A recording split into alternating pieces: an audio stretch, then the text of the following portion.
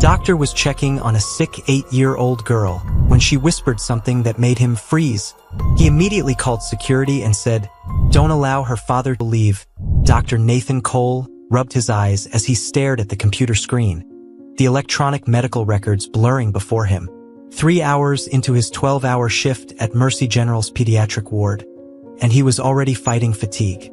His fourth double shift this week, a consequence of Boston's ongoing healthcare worker shortage that left the hospital perpetually understaffed. "Dr. Cole, we've got a new admission in room 412. The charge nurse, Sandra, placed a manila folder beside his keyboard.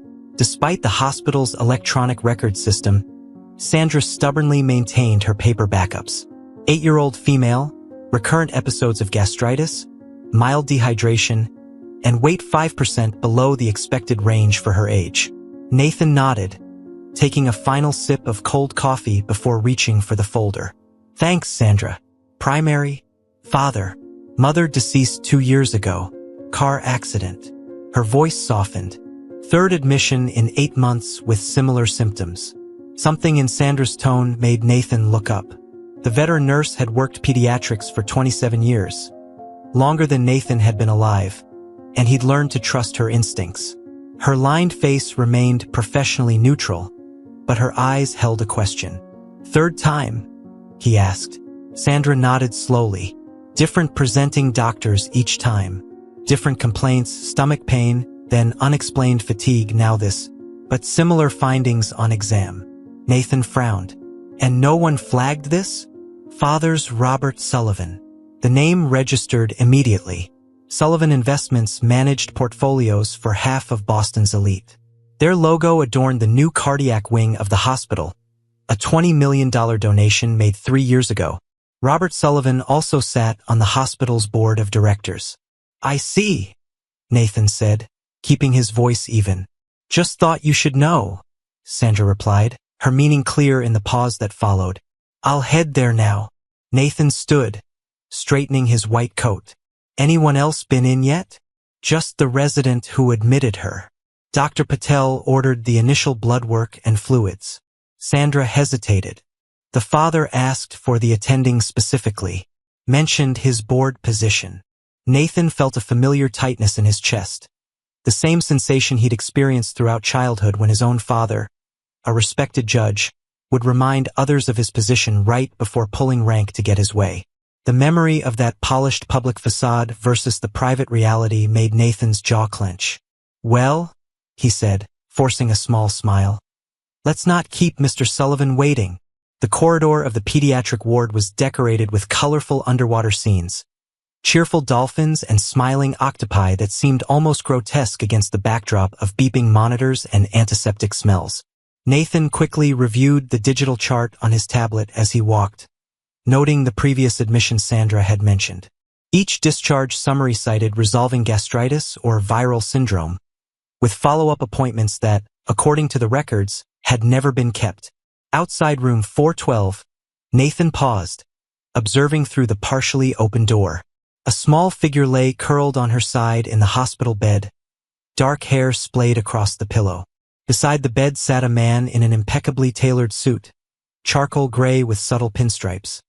His back straight despite the uncomfortable visitor's chair. One hand rested on his phone. The other lay on the bed, not quite touching the child. Nathan knocked lightly on the doorframe before entering. "Mr. Sullivan? I'm Dr. Cole, the attending physician." Robert Sullivan stood immediately, his movement fluid and practiced. He was tall, perhaps 6'2", with the physique of someone who made time for the gym despite a busy schedule. His hair, dark with distinguished silver at the temples, was expertly styled, and his clean-shaven face carried the healthy glow of expensive skincare routines. When he smiled, perfect teeth appeared beneath concerned eyes. "Dr. Cole, thank you for coming so quickly." His handshake was firm, appropriately brief. "I've been quite worried about Emma. This is her 3rd hospitalization this year, and we still don't seem to have answers." Nathan nodded, moving toward the bed. "I understand your concern. I'll do my best to get to the bottom of it." He kept his tone collegial but focused his attention on the small patient who hadn't moved since he entered. Emma? I'm Dr. Cole. Is it okay if I talk with you a bit and examine you? The child's eyes opened large, dark, and watchful. She didn't speak but gave a nearly imperceptible nod. Nathan noticed how thin her arms were against the hospital gown, how prominent her collarbones appeared beneath the fabric. Her complexion was pale, with dark circles beneath her eyes suggesting chronic sleep disturbance. Her lips were dry despite the 4 fluids she'd been receiving. Emma hasn't been eating well for weeks, Robert Sullivan explained, his voice carrying the perfect note of paternal concern. She's always been a picky eater, especially since her mother passed, but lately it's become worse. She complains of stomach pain, sometimes vomits after meals. Her teacher called last week saying she'd fallen asleep in class twice. Nathan listened while beginning his examination, noting how Emma's eyes tracked her father's movements rather than focusing on Nathan himself. When he placed his stethoscope on her chest, he felt her heart racing despite her outward stillness. Has she had fever? Any changes in her bathroom habits? Nathan asked, moving the stethoscope to her abdomen. No fever that I've noticed. Perhaps some constipation, but nothing alarming. Nathan looked at Emma. Does your tummy hurt now, Emma? After a glance at her father, she nodded. Can you point to where it hurts? Emma's small hand moved to her upper abdomen, just below her ribcage. And has it been hurting all the time, or does it come and go? She whispered something inaudible. It's okay, you can speak up to the doctor, Robert said, a hint of sharpness beneath the encouragement. Emma's eyes darted to her father again. It hurts most at night and in the morning. I see. Nathan continued his examination, noting how Emma flinched when he palpated her arms, though he'd been gentle. I'm going to check a few more things. Okay? I'll tell you everything I'm doing before I do it. As he continued, he maintained a gentle monologue, explaining each step of the physical exam. He observed multiple bruises in various stages of healing on her arms and legs. Some could be typical childhood injuries, but their pattern and placement raised concerns. When he checked her back, he noted her vertebrae and ribs were more prominent than they should be, confirming the weight loss noted in her chart. Mr. Sullivan, would you mind stepping out for a moment while I check Emma's vital signs? Sometimes kids this age feel more comfortable with a bit of privacy. Nathan kept his tone light, professional. A flicker of something, annoyance perhaps, crossed Robert Sullivan's face before it settled back into concerned father mode. Of course, I need to make a few calls anyway. I'll be right outside, princess. He brushed a hand over Emma's hair, a gesture that looked affectionate but made the child stiffen slightly. Once Robert left, Nathan pulled a chair beside Emma's bed, positioning himself at her eye level. How are you feeling, really, Emma? You can tell me anything, and it stays between us doctors and nurses. Okay? Emma's eyes stayed fixed on the door for several long seconds before shifting to Nathan's face. The wariness he saw there was far too adult for an 8-year-old. My chart says you're in 3rd grade. Do you like school? He asked, opting for an easier topic to build rapport. A tiny nod.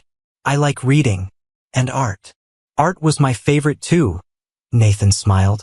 I was terrible at it, but I loved it. What do you like to draw? Trees and houses. Her voice was barely audible. Places to live. That sounds nice. Nathan checked her pulse again, noting it had slowed somewhat with her father absent. I need to ask you some questions about how you've been feeling. Okay? If your tummy hurts, when did it start hurting?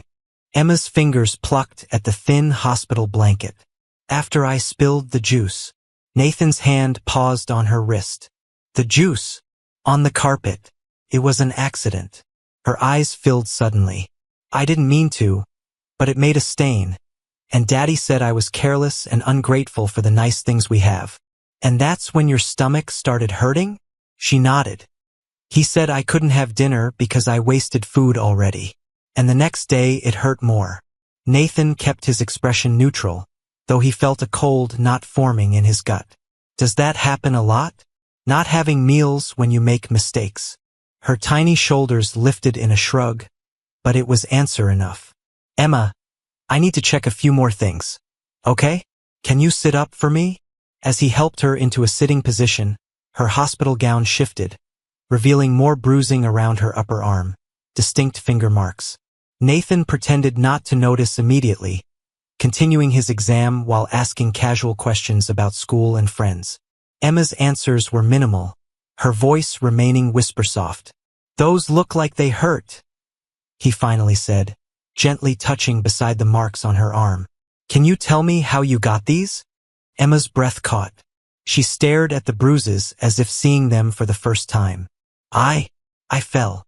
Nathan had heard that answer hundreds of times in the ER. He nodded, keeping his voice conversational. "You know, it's funny, but doctors can usually tell the difference between falling bruises and other kinds of bruises. These look more like someone might have grabbed you." "Did someone grab your arm, Emma?" Tears welled in her eyes, but she remained silent. "It's okay to tell me," Nathan said softly. "My job is to help kids feel better. Not just their tummies, but everything. No one should be hurting you, Emma." Her breath came in small, shallow pants. "Daddy says I bruise easily, like Mommy did." Nathan felt a chill. "Your mommy bruised easily too?" Emma nodded. "She had to cover them for work with makeup. Daddy showed me her special cream after she died. For when I need it." Something in her voice, the practiced flatness, the careful choice of words, told Nathan she was repeating phrases she'd heard many times before. He'd heard that same tone in his own voice as a child, explaining away injuries, making excuses for inexcusable treatment. "Emma, I want to help make sure you're safe and healthy. Can you tell me more about what happens at home when you make what your daddy calls mistakes?" She looked at the door again, her small body tensing. When she turned back to Nathan, her voice dropped even lower. "The kitchen has a lock now, so I don't waste food. I only get to eat at mealtimes if I've been good." Her hands twisted together. "Sometimes I'm not good enough." "And what happens when you're not good enough?" "I have to stay in my room without dinner. Sometimes breakfast too, if I cry about it." Nathan forced himself to keep breathing evenly, to maintain his professional demeanor despite the rage building inside him. "How often does that happen, Emma?" She shrugged again. "When I make mistakes. I make a lot of mistakes." "And the bruises? Do they happen when you make mistakes too?" Emma's eyes filled with tears again. "Sometimes Daddy gets frustrated when I don't listen right away. He says he just needs to make sure I'm paying attention." She pulled the blanket tighter around herself. "He doesn't mean to squeeze so hard. He just forgets how strong he is."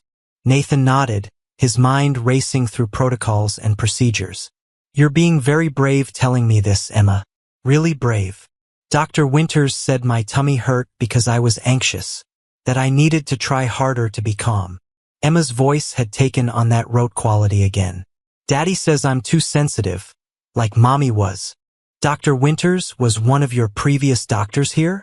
When Emma nodded, Nathan made a mental note to review those records more carefully. "Well, sometimes tummies do hurt when we're worried or scared. That's a normal way bodies react. It doesn't mean you're too sensitive." He heard voices in the hallway, Robert Sullivan speaking with someone, their conversation muffled but the tone convivial. Emma heard it too, her body going rigid again.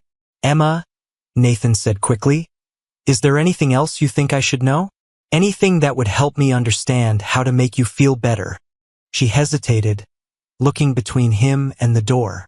Then, with a sudden movement, she reached for his hand, pulling him closer. Her whisper was so faint he had to lean in to hear it. "I'm not allowed to tell about home rules, but Daddy said if I told anyone else about our special medicine time, he'd have to send me away forever because I'd be too broken to fix. I don't want the medicine anymore. It makes me see scary things and sleep too long." Nathan froze, his blood running cold. "What medicine, Emma? Can you tell me what it looks like?" "Little blue pills. They're not from the doctor, they're special ones. For when I'm too hyper or ask too many questions." Her grip on his hand tightened. "He says they're vitamins, but they make everything fuzzy." I pretended to swallow one last time but hid it. With her free hand, she reached under her pillow and pulled out a small blue tablet. Nathan recognized it immediately, a benzodiazepine, prescription strength. A sedative that would be dangerous for a child Emma's size. especially if given regularly. You're doing the right thing showing me this, Emma, he said, his voice steady despite his racing thoughts. He palmed the pill discreetly as the door began to open. I'm going to make sure you're safe.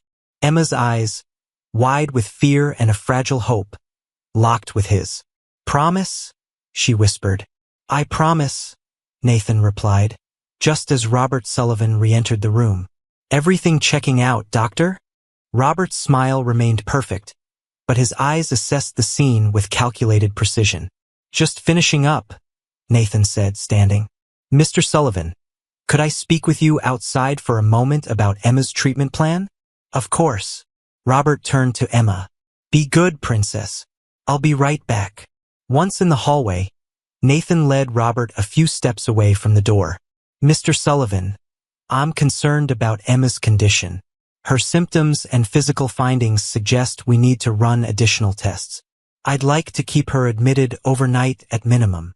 Robert frowned slightly, though the expression seemed practiced rather than genuine. Is that really necessary? Her previous admissions were resolved within hours. I have meetings tomorrow that I cannot reschedule. I understand the inconvenience, but Emma's health has to be our priority. She's showing signs of malnutrition and dehydration that concern me.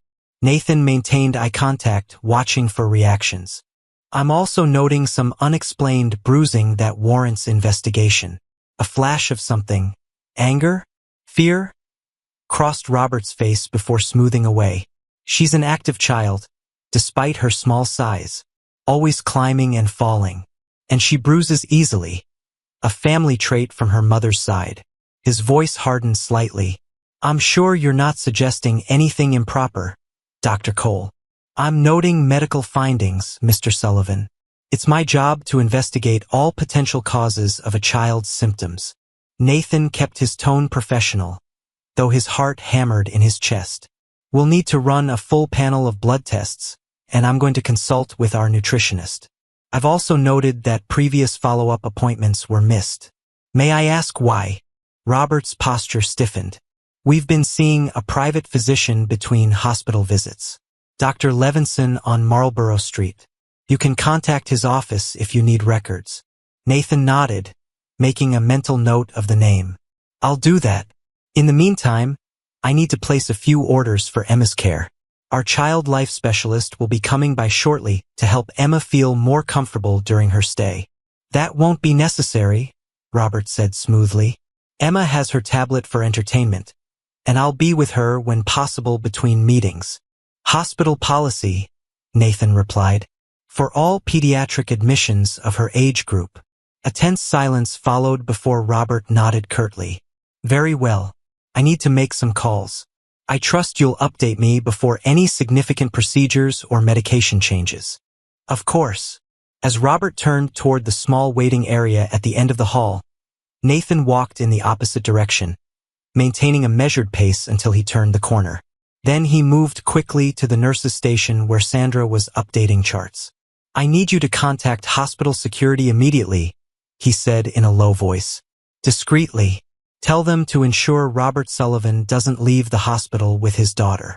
Then call Dr. Winters in social work and get her up here right away. Sandra's experienced eyes narrowed as she read his expression. Suspected abuse? Nathan nodded, opening his palm to reveal the blue pill. Confirmed abuse, nutritional neglect, physical bruising, and he's been sedating her with these. I need a tox screen added to her blood work and a security presence on this floor within 5 minutes. On it. Sandra reached for the phone, her movements efficient and focused. Nathan closed his hand around the pill, feeling its small weight, a weight that now held the future of a vulnerable child whose whispered confession had changed everything. Behind him, Robert Sullivan emerged from the waiting area, phone in hand, his expression unreadable as he surveyed the pediatric ward. Their eyes met briefly across the distance, and in that moment, Nathan knew that beneath the perfect suit and practiced smile was a predator who sensed a threat. Nathan turned away, picking up the nearest phone. His hand didn't shake as he dialed the hospital security extension. This is Dr. Nathan Cole in pediatrics. I need security on the 4th floor immediately. His voice was steady, his resolve absolute. Don't allow Robert Sullivan to leave with his daughter under any circumstances. The pediatric ward's security doors hissed shut behind Nathan as he stepped into the administrative wing of Mercy General. The sudden transition from colorful underwater murals to austere beige hallways matched his internal shift from physician to advocate, a role that always left him feeling exposed, as if he'd stepped out of his protective white coat. Dr. Cole, they're waiting for you. Elaine Morrison, the hospital's legal counsel, gestured toward the conference room. Her expression, a practiced neutral that revealed nothing, told Nathan all he needed to know about the tension awaiting him. 3 hours had passed since he'd made the call to security. 3 hours of quiet, methodical documentation, photographing Emma's bruises, cataloging her weight against previous records, rushing the toxicology panel that confirmed benzodiazepines in her system. 3 hours of watching Robert Sullivan's facade crack incrementally as security personnel maintained a discreet but unmistakable presence outside Emma's room. Nathan took a steadying breath before entering the conference room.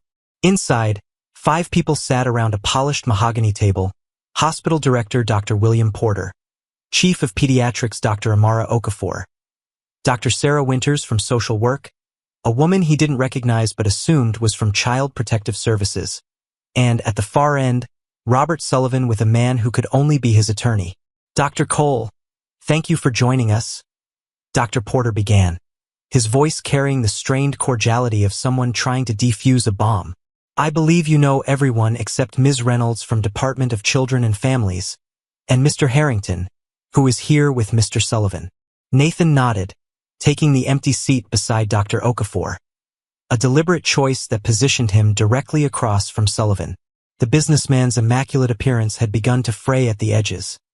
His silver-flecked hair slightly disheveled. His tie loosened a centimeter too far for his usual standards. Let's be clear about why we're here, Porter continued. Dr. Cole has initiated a mandated report of suspected child abuse concerning Emma Sullivan. Mr. Sullivan has raised concerns about the manner in which this has proceeded, including the security presence and restrictions on his movement within the hospital. Restrictions that are entirely inappropriate and potentially actionable. The attorney interjected, his Boston accent pronounced. My client is a member of this hospital's board and a respected member of the community. To be treated like a criminal based on the unfounded suspicions of a junior attending is beyond unacceptable. Nathan felt Dr. Okafor stiffen beside him. Dr. Cole is hardly junior, Mr. Harrington. He's been with us for 5 years and has an exemplary record. Be that as it may, Harrington continued, the actions taken today have been heavy-handed and premature. Mr. Sullivan's daughter has a documented history of gastrointestinal issues and anxiety. The bruising Dr. Cole so dramatically emphasized is consistent with normal childhood activities and her inherited condition of easy bruising, which her mother also experienced. Nathan remained silent, watching Sullivan's face. The man's expression was appropriately indignant, concerned, but Nathan caught the calculating assessment behind his eyes, like a chess player evaluating the board. Dr. Cole, Dr. Porter prompted, perhaps you could explain your findings and concerns. Nathan opened the file before him, methodically laying out photographs of Emma's bruises. These images show bruising patterns inconsistent with typical childhood injuries. Note the finger mark patterns on the upper arms, indicative of forceful grabbing. Emma's weight has dropped 5 percentile points since her last admission 3 months ago, suggesting nutritional deficiency. He placed the toxicology report on the table. Most concerning, her blood work shows the presence of alprazolam, a benzodiazepine not prescribed by any physician at this hospital and contraindicated for children her age. When questioned privately, Emma stated that her father administers blue pills to her as special medicine when she's too hyper or asks too many questions. Sullivan's face flushed. This is absurd. My daughter has anxiety issues following her mother's death. She sometimes has trouble sleeping, which would be addressed through proper psychiatric channels, not unprescribed benzodiazepines. Nathan interrupted, his voice level but firm. Emma is imaginative and sometimes confuses her medications, Sullivan countered. She takes a prescribed multivitamin that's blue. That's clearly what she was referring to. Mr. Sullivan, the social worker, Dr. Winters, spoke for the first time. Multivitamins don't contain alprazolam, nor do they cause the sedative effects Emma described. Harrington leaned forward. My client is not conceding that he provided any such medication. Children's statements, especially those potentially influenced by leading questions, are notoriously unreliable. Nathan felt his jaw tighten. I did not ask leading questions. Emma volunteered this information and provided physical evidence. He turned to Ms. Reynolds from DCF. She had hidden one of the pills under her pillow, which I've submitted for analysis. The preliminary results match the alprazolam in her system. Sullivan's expression darkened momentarily before he regained composure. If such a pill existed, she could have obtained it anywhere. I maintain strict control over my prescription medications. So you do have alprazolam prescribed to you? Nathan asked. My medical information is private and not relevant to these baseless accusations. Sullivan snapped, glancing at his attorney. Ms. Reynolds cleared her throat. Mr. Sullivan, I understand this situation is distressing, but our priority must be Emma's welfare. Given the evidence presented, the unexplained bruising, weight loss, presence of unprescribed medication in her system, and her statements to medical staff, I am initiating a formal investigation and temporary custody assignment to ensure her safety during this process. Sullivan's hands flattened against the table. You cannot possibly be taking her from my care based on this circumstantial nonsense. It's standard procedure when credible allegations arise, Ms. Reynolds replied, unruffled. Emma will remain hospitalized until medically cleared, then be placed in emergency foster care pending our investigation and family court review. This is outrageous, Harrington interjected. My client is prepared to seek an emergency injunction. There are family members who could take temporary custody if you insist on this witch hunt. Actually, Dr. Winters said, consulting her notes, our preliminary background check shows no family involvement since Mrs. Sullivan's death. Emma's maternal aunt attempted to maintain contact but was apparently prevented from doing so. Nathan watched something flash across Sullivan's eyes. Panic, perhaps. It was gone in an instant, replaced by controlled indignation. Jenny has substance abuse issues. Catherine and I agreed before her death that she was not an appropriate influence on our daughter. That's not what our records indicate, Dr. Winters replied. Jennifer Carson holds a teaching position at Brookline Elementary and has no documented substance issues. We'll be contacting her as a potential placement option. Sullivan's lawyer placed a restraining hand on his client's arm. We're getting ahead of ourselves. Mr. Sullivan has rights as Emma's father, and we intend to assert them fully. In the meantime, he should be permitted unrestricted access to his daughter while she remains in the hospital. That won't be possible, Nathan said before anyone else could respond. Given the nature of the allegations and Emma's disclosures, supervised visitation would be more appropriate until the investigation proceeds. Dr. Cole, Dr. Porter began cautiously. Perhaps that's a decision best left to... Actually, Ms. Reynolds interrupted. Dr. Cole is correct. Standard protocol in cases involving suspected abuse requires supervised contact only, particularly when the child has expressed fear of the alleged perpetrator. Emma has said no such thing, Sullivan protested, his voice rising slightly before he controlled it. She loves me. I'm all she has left after her mother's death. Mr. Sullivan, Nathan said, maintaining direct eye contact. When you left the room during my examination, Emma's heart rate dropped by 20 points. When she heard your voice returning, it spiked immediately. That's not a reaction a child typically has to a safe caregiver. Sullivan's composed facade finally cracked. You don't know anything about my daughter or our relationship. You've known her for what, an hour? I've raised her for 8 years. I've been there through every skinned knee, every nightmare, every school project. I was there when her mother died and our world fell apart. And yet, Nathan said quietly, she chose to tell me she's afraid of you. A tense silence filled the room. Dr. Okafor cleared her throat. I believe we've established the next steps. Emma will remain admitted for further evaluation and treatment of her nutritional deficiencies and monitoring as the benzodiazepines clear her system. DCF will proceed with their investigation, and appropriate legal channels can be pursued by all parties. She turned to Sullivan. Mr. Sullivan, you will be permitted supervised visits coordinated through Ms. Reynolds' office. Should Emma be comfortable with that arrangement? This isn't over, Sullivan said, his voice low and controlled again, though his eyes remained fixed on Nathan. Not by a long shot. No, it isn't, Nathan agreed.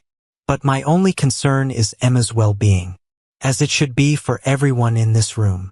As the meeting concluded, Nathan felt the familiar weight of confrontation settling in his chest. The same uncomfortable pressure he'd experienced as a child facing his father's controlled rage. The same anxiety that had followed him through medical school when standing up to intimidating attendings. But beneath that discomfort lay the bedrock certainty that he'd done the right thing. He was the last to leave the conference room, gathering his documentation while the others filed out. Sullivan paused in the doorway, turning back when they were momentarily alone. You have no idea what you've started, he said, his voice barely above a whisper. I don't know what kind of personal crusade you're on, Dr. Cole, but you've made a serious mistake targeting my family. Nathan met his gaze steadily. This isn't about you or me, Mr. Sullivan. It's about Emma. Sullivan's perfectly veneered smile didn't reach his eyes. We'll see about that. The pediatric ward was quieter in the evening. The overhead lights dimmed to simulate night despite the persistent beeping of monitors and the squeaking of nurses' shoes on linoleum. Nathan paused outside Emma's room, where a hospital security guard now sat stationed beside the door. A precaution he'd insisted on despite administrative reluctance. Through the partially open door, he could see Emma sitting up in bed, her small face illuminated by the warm glow of a reading lamp as Dr. Winters sat beside her. A picture book open between them. The social worker was pointing to something on the page, and for the first time since her admission, Emma's expression had softened from wariness to interest. Nathan tapped lightly on the doorframe before entering. Hope I'm not interrupting story time. Dr. Winters smiled. We were just finishing up. Emma and I have been getting acquainted. Emma's eyes found Nathan's, her expression immediately shifting back to caution. Is my dad coming back tonight? The question carried more weight than its simple words suggested. Nathan moved to the foot of her bed, keeping his body language open. Not tonight, Emma. There are some doctors and other helpers who need to talk with him first. Is he mad?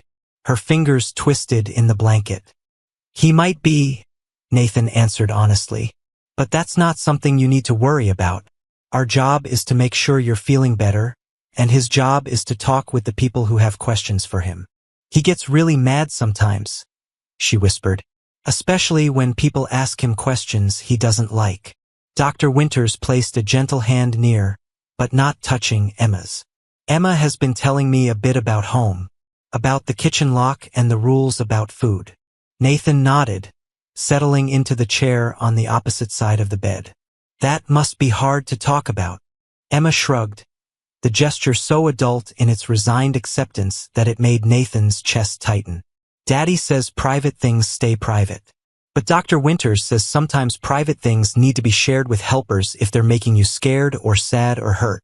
Dr. Winters is right, Nathan confirmed. And you've been very brave sharing those private things. It took a lot of courage. Emma looked between them, confusion evident in her pinched expression. But Daddy says I make things up sometimes, that I exaggerate. What if he's right and I'm remembering wrong? Nathan recognized the doubt, the insidious seed planted by abusers to make their victims question their own reality. He'd spent years in therapy unlearning similar lessons from his childhood. Emma, he said carefully, our bodies tell us things too, not just our memories. The bruises on your arms, the medicine in your blood that made you feel fuzzy, the way your tummy hurts when you're afraid, those are all real things that we can measure and see. They help us understand what you're experiencing, even when memories feel confusing. She considered this, her forehead furrowed in concentration. So my body isn't making things up? Bodies don't lie, Nathan assured her. They react to what happens to them. A nurse appeared in the doorway with a dinner tray. "Dinner time, Miss Emma. The nutritionist put together something special that should be gentle on your tummy." Emma's eyes widened as the tray was placed before her. A small bowl of chicken soup, toast cut into triangles, apple slices arranged in a flower pattern, and a cup of milk. It was a simple meal, intentionally portioned not to overwhelm a child who'd been subjected to food restriction. "All of this is for me?" she asked, her voice small with disbelief. "All of it," the nurse confirmed. "And if you're still hungry afterward, we can find you something else." Emma's hands hovered over the tray, not touching anything, her eyes darting to the adults as if waiting for permission or conditions. "It's okay to eat, Emma," Nathan encouraged. "You don't have to earn this food. It's yours because your body needs it to heal and grow strong." Still, she hesitated. "What if I can't finish it all? Will I be in trouble?" The innocent question carried the weight of all they were fighting against. Dr. Winters leaned forward. "You won't be in trouble for eating too little or too much, Emma. You can listen to your body and eat until you feel comfortable." Tentatively, Emma reached for a toast triangle, taking a small bite. She chewed slowly, watchfully, as if still expecting consequences. When none came, she took another bite, then another, her movements gradually becoming less guarded. Nathan exchanged a glance with Dr. Winters over Emma's head, an unspoken acknowledgement of the long road ahead. Food issues stemming from abuse often persisted long after physical safety was secured. "I'll leave you to enjoy your dinner," Nathan said, standing. "Dr. Winters will stay a while longer, and Nurse Melissa will be taking care of you tonight. I'll come check on you in the morning. Okay?" Emma nodded, already focused on carefully spooning soup to her lips. In the hallway, Nathan leaned against the wall, suddenly aware of the bone-deep fatigue that had settled into his body. The adrenaline that had carried him through the confrontation with Sullivan was ebbing, leaving behind the leaden weight of emotional aftermath. "Dr. Cole." He turned to find Dr. Okafor approaching, her usual brisk stride slowed by the late hour. Chief of Pediatrics for 10 years, Amara Okafor had been Nathan's mentor during his residency, her uncompromising standards and fierce advocacy for patients shaping his own approach to medicine. "How's our patient?" she asked, glancing toward Emma's room. "Physically, she's responding well to rehydration and nutrition. Psychologically," he trailed off, searching for words. "She's been conditioned to doubt her perceptions and fear consequences for basic needs.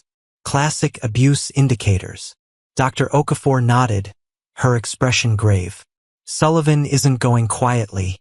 He's already called 3 board members, claiming you have a vendetta against him.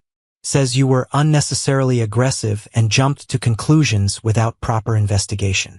"I followed protocol to the letter," Nathan replied, straightening. "Every finding is documented. Every concern is substantiated. If the board wants to review my actions, I welcome it." "The board won't be an issue," she assured him. "I've already spoken with the chair, and he agrees that patient safety supersedes all other considerations. But Sullivan has connections beyond the hospital. This could get messy." Nathan rubbed his eyes. "It already is messy. For Emma, everything else is just noise." Dr. Okafor studied him with the penetrating gaze that had intimidated generations of residents. "You're personally invested in this case." It wasn't a question, but Nathan answered anyway. "I'm professionally invested in every case involving a child at risk." Nathan. Her use of his first name was rare enough to capture his full attention. "I've known you since you were a sleep-deprived second-year resident. I know when something hits closer to home." He considered deflecting, maintaining the professional distance he usually kept between his past and his practice. But Dr. Okafor had earned his honesty years ago. "My father was a lot like Sullivan," he admitted quietly. "Respected judge, civic leader, raised funds for children's charities. Had everyone convinced he was father of the year." His jaw tightened. Behind closed doors, he was a different person entirely. Dr. Okafor nodded, no surprise in her expression. "I suspected as much, given your particular sensitivity to these cases. Does it cloud your judgment?" No, Nathan said without hesitation. It clarifies it. I know the signs because I lived them. I know the excuses because I made them for years. And I know the system fails these kids because it failed me. Repeatedly. The system is imperfect, she acknowledged. But it's what we have to work with. Sullivan will press every advantage, call in every favor. He'll try to discredit you professionally and possibly personally. Let him try. Emma's safety is worth whatever he throws at me. Dr. Okafor placed a hand briefly on his shoulder. Get some rest, Nathan. Tomorrow will be challenging, and Emma needs you at your best. After she departed, Nathan remained in the hallway, watching through the doorway as Emma cautiously ate her dinner under Dr. Winter's gentle encouragement. Each careful bite seemed like both a victory and an indictment. A child learning that food wasn't contingent on perfection, that her basic needs weren't privileges to be earned through compliance. His pager vibrated against his hip. The ER needed a pediatric consult. With a final glance at Emma, he headed toward the elevator, already shifting mental gears to the next child who needed his attention. Morning rounds found Nathan back in Emma's room, reviewing her chart while she slept. The night had passed without incident, her vital signs stabilizing as fluids and nutrition began to address her physical deficits. Blood work showed the benzodiazepines were clearing her system, though their effects might linger for another day or two. He was noting her improved color when a commotion in the hallway drew his attention. Raised voices, one he recognized immediately as Robert Sullivan's, approached Emma's room. Nathan stepped into the corridor, pulling the door closed behind him. Sullivan stood arguing with the floor nurse and security guard, a woman in a sharp suit beside him. His appearance had been restored to impeccable. Fresh suit, perfect hair, the mask of control firmly back in place. Only the tightness around his eyes betrayed his agitation. Mr. Sullivan, Nathan addressed him directly. This is a pediatric ward. Please lower your voice. Sullivan's eyes locked onto him with unconcealed hostility. Dr. Cole, I'm here to see my daughter, as is my right. This officer seems confused about the visitation arrangements. Visitation is to be supervised by DCF personnel, Nathan replied evenly. Ms. Reynolds indicated she would coordinate. I am Eliza Harmon, Mr. Sullivan's family attorney. The woman beside Sullivan interrupted. We have an emergency court order permitting visitation this morning.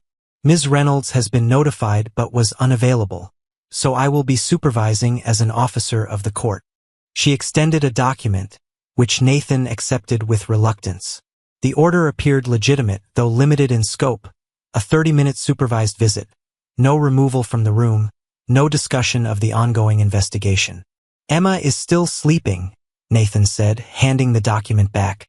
She had a difficult night adjusting to medication changes. Perhaps later this morning would be better.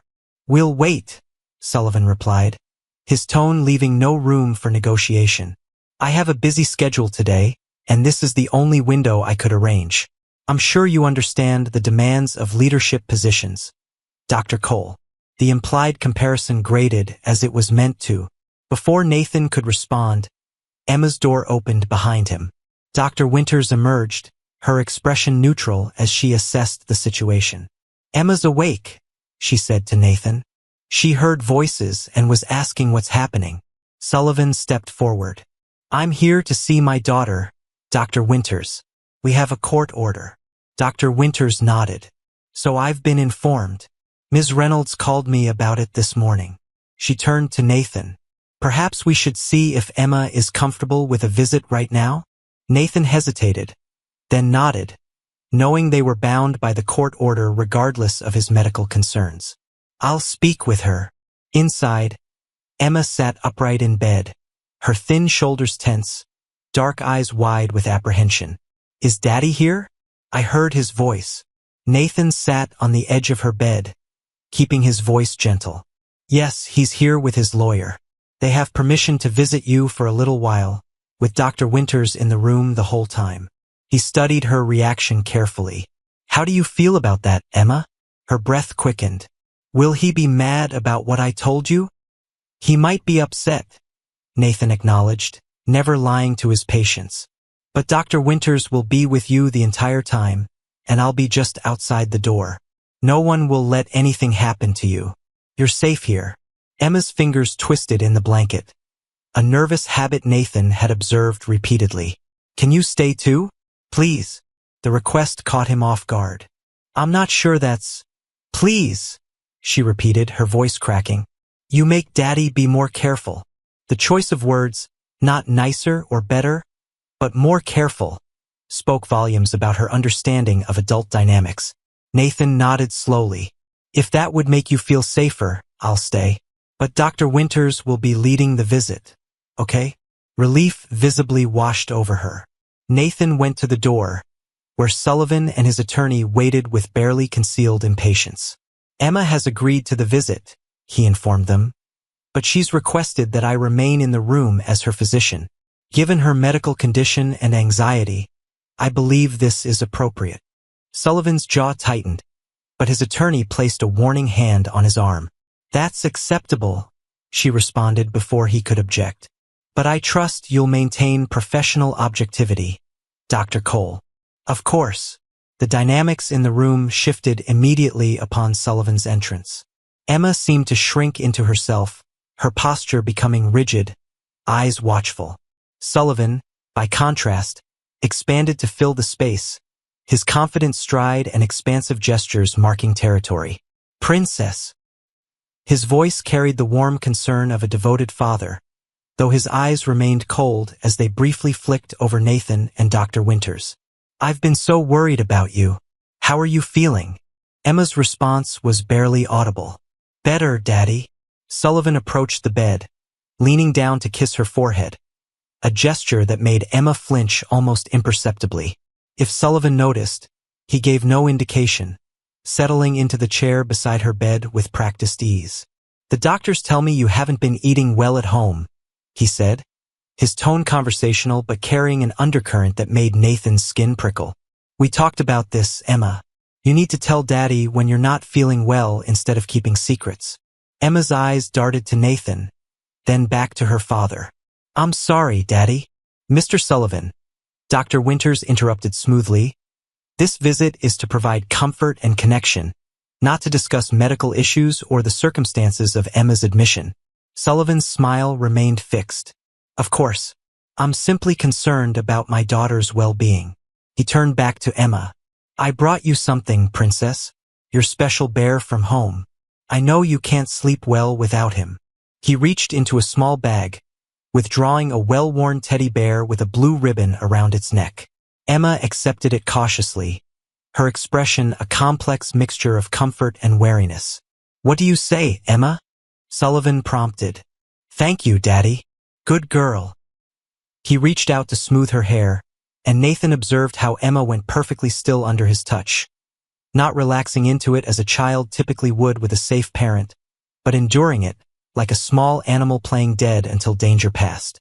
For the next 20 minutes, Sullivan maintained the performance of the concerned father, asking appropriate questions about Emma's comfort, telling her about the neighbors who had asked after her, reminiscing about a trip to the zoo the previous summer. His attorney nodded approvingly throughout, occasionally making notes. Emma responded with minimal words, her answers carefully calibrated, not outright fearful, which might raise alarms, but not relaxed or authentic either. It was a dance Nathan had seen before in abuse cases, children navigating the treacherous waters of adult expectations, calculating each response for maximum safety. As the visit neared its conclusion, Sullivan leaned closer to Emma. The doctors say you told them some confusing things, Princess, about our home and our rules. His voice remained gentle, but something in it made Emma's knuckles whiten around her bear. You remember what we talked about, right? About how sometimes your imagination makes things seem scarier than they are. Dr. Winters started to intervene, but Emma spoke first, her voice small but clear. My body doesn't lie. Sullivan's expression flickered with surprise, then annoyance. What was that, Emma? She clutched the bear tighter. Dr. Cole says bodies don't lie, even when memories are confusing. Sullivan's eyes snapped to Nathan, naked fury replacing the practiced concern for an unguarded moment. When he looked back at Emma, his mask was firmly in place again, but his voice carried a new edge. Dr. Cole doesn't know our family, Princess. He doesn't understand the special agreements we have at home. I think that concludes today's visit, Dr. Winters said firmly, standing. Thank you for bringing Emma's comfort item, Mr. Sullivan. The court has approved another supervised visit in 2 days, which will coordinate through proper channels. Sullivan rose slowly, straightening his suit jacket with deliberate movements. Of course, I understand these procedures need to be followed, misguided as they are. He bent to kiss Emma's forehead again. Be good for the doctors, Princess. This misunderstanding will be cleared up soon, and we'll go home together. After Sullivan and his attorney departed, Emma remained clutching the bear, her body still rigid with tension. Dr. Winters sat beside her, speaking softly about the day ahead, gradually coaxing her back from the edge of panic. Nathan watched from the doorway, his professional concern mingling with the familiar weight of confronting powerful abusers, the knowledge that the battle had only just begun, and that the systems designed to protect children like Emma were riddled with loopholes for men like Sullivan. His pager vibrated, Dr. Okafor requesting his presence immediately. With a final reassuring nod to Emma, he headed toward the administrative wing, preparing himself for whatever fallout Sullivan had engineered in the hour since his visit. He's filed a formal complaint against you with the Hospital Ethics Board. Dr. Okafor didn't waste time with preliminaries as Nathan entered her office. The room reflected her personality, organized, efficient, with minimal decoration beyond her medical credentials and a single photograph of her family. She gestured for him to sit. On what grounds? Nathan asked, though he could guess. Overstepping professional boundaries, creating an inappropriate relationship with a minor patient, coaching a vulnerable child to make false accusations, interfering with the parent-child relationship. She handed him a copy of the complaint. He's also requested that you be removed from Emma's case immediately. Nathan scanned the document, his jaw tightening at the calculated precision of the accusations. Each charge contained just enough truth to require defense, twisted to imply sinister motivations. This is textbook intimidation. Of course it is, Dr. Okafor agreed. It's also procedurally required that we investigate any formal complaint against a physician, which means you'll need to appear before the ethics committee on Thursday. While I'm preparing for that, who will oversee Emma's care? She's specifically requested my presence during her father's visits. She trusts me. Dr. Okafor's expression softened marginally. I'm aware, which is why I've denied Sullivan's request to remove you from her case pending the ethics review. However, I am assigning Dr. Patel as co-attending to ensure continuity of care should the committee rule against you. Nathan nodded, relief mingling with frustration. What about the DCF investigation? This is clearly meant to undermine my credibility as a witness. Ms. Reynolds is aware of the situation. She's expediting interviews with school personnel and attempting to locate the maternal aunt. Dr. Okafor leaned forward. Sullivan is pulling every string available to him, Nathan. This morning he had breakfast with Judge Carlton, who, coincidentally, signed that emergency visitation order. Nathan's stomach sank. Carlton was known for his conservative views on parental rights and his skepticism of institutional involvement in family matters. If Sullivan managed to get his case assigned to Carlton's courtroom, Emma's chances of protection would diminish significantly. We need to find the aunt, Nathan said, and we need more evidence of the ongoing abuse pattern. Dr. Winters is working on both fronts. In the meantime, document everything meticulously, every interaction with Emma, every conversation with Sullivan, every medical finding. Leave nothing to interpretation or memory. Always do, Nathan assured her, rising to leave. And Nathan, she added, her voice unusually gentle, take care of yourself in this process. Sullivan is methodically targeting your professional standing because he recognizes you as the primary threat. Don't give him ammunition by burning yourself out or letting this become personal. The advice, well-intentioned as it was, struck a nerve. It became personal the moment Emma whispered about those pills, Nathan replied. Every abuse case is personal to the child living it. Dr. Okafor's steady gaze held both understanding and warning. Just remember that Emma needs you functioning within the system, not martyred by it. The wisdom in her words followed Nathan as he made his way back to the pediatric ward. Sullivan's strategy was becoming clear. Discredit the physician, manipulate the legal proceedings, maintain the public persona of the wrongfully accused father. It was a strategy Nathan had seen succeed too many times, leaving vulnerable children unprotected or, worse, returned to their abusers with the system's blessing. Outside Emma's room, he paused to center himself. Whatever battles awaited him in ethics committees or courtrooms, his primary responsibility remained the child behind that door. A child who, for perhaps the first time, had found an adult willing to hear her whispered truth and stand firmly in its defense. Nathan entered the room with a smile that belied the weight he carried. "How are we feeling this morning, Emma?" She looked up from the breakfast tray she was cautiously exploring, the wariness in her eyes softening slightly at his approach. "Better," she said, and this time, there was a flicker of genuine feeling behind the word. A tentative reach toward trust that strengthened his resolve against whatever Sullivan might throw at him next. Rain streamed down the windows of the courthouse, casting rippling shadows across the polished floor of the hallway where Nathan stood. 3 weeks had passed since Emma's whispered confession. 3 weeks of documentation and depositions, ethics hearings, and evidence gathering. The preliminary hearing for Emma's custody placement was scheduled to begin in 30 minutes, and Nathan's testimony would likely determine her fate. "Dr. Cole." He turned to find Jenny Carson approaching, her resemblance to Emma immediately apparent in the shape of her eyes and the determined set of her jaw. Since being located by DCF 2 weeks earlier, Jenny had become a fierce advocate for her niece, fighting through Sullivan's legal barriers to establish herself as Emma's temporary guardian. "Ms. Carson, how are you holding up?" She gave a tired smile, smoothing a hand over her sensible navy dress. "As well as can be expected. Emma had nightmares again last night." Nathan nodded, unsurprised.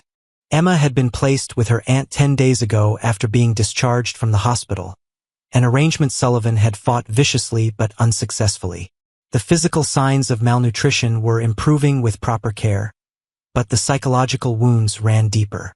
"Dr. Winters says that's normal," Jenny continued, "that her brain is processing trauma in a safe environment now." She hesitated. "She asks for you, you know. She drew this for you yesterday." Jenny reached into her bag and pulled out a folded piece of paper. Nathan opened it carefully to find a child's drawing.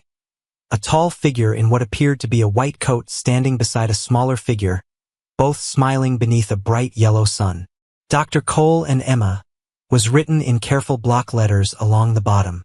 "Thank you," he said, carefully folding the drawing and placing it in his inner pocket. "How is she adjusting to your home?" "Better each day. She's still cautious around food. Asks permission before taking anything from the refrigerator. Worries if she can't finish a meal. But she's beginning to believe me when I tell her she doesn't need to earn basic necessities."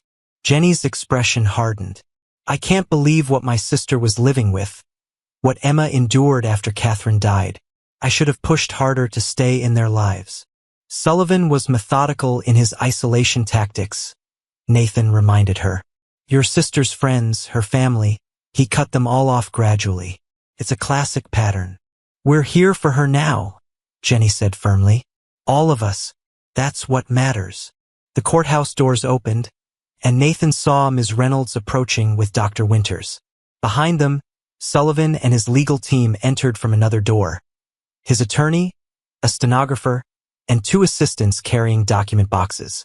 Sullivan himself looked immaculate as always, but Nathan noted the subtle signs of strain around his eyes, the slight loosening of his collar. The public scrutiny was taking its toll, even as he maintained his facade of wrongful accusation. Their eyes met across the hallway, and Sullivan's expression hardened into naked hatred before his attorney whispered something that made him look away.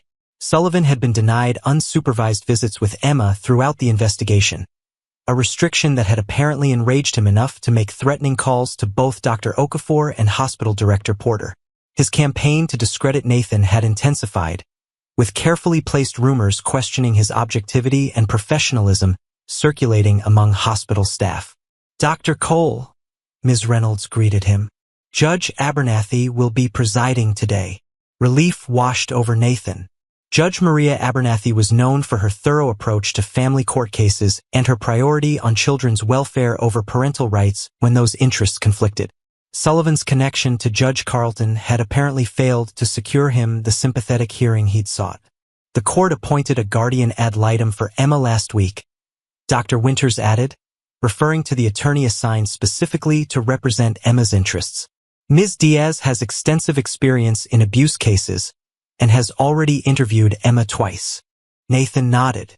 The pieces were aligning in Emma's favor, but he'd witnessed enough family court hearings to know that outcomes were never certain, especially when the accused had Sullivan's resources and community standing.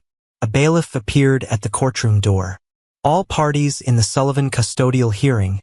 Judge Abernathy is ready to begin." Inside, the courtroom was smaller than Nathan had expected, the intimate setting somehow making the proceedings feel more consequential. Judge Abernathy, a black woman in her 60s with silver-streaked hair pulled into a severe bun, regarded the assembled parties with keen assessment. "This is a preliminary hearing to determine temporary custody arrangements for Emma Sullivan pending full investigation of abuse allegations against her father, Robert Sullivan," she began, her voice carrying the weight of decades on the bench. "I have reviewed the filings from all parties, including medical reports, DCF assessments, and statements from school personnel.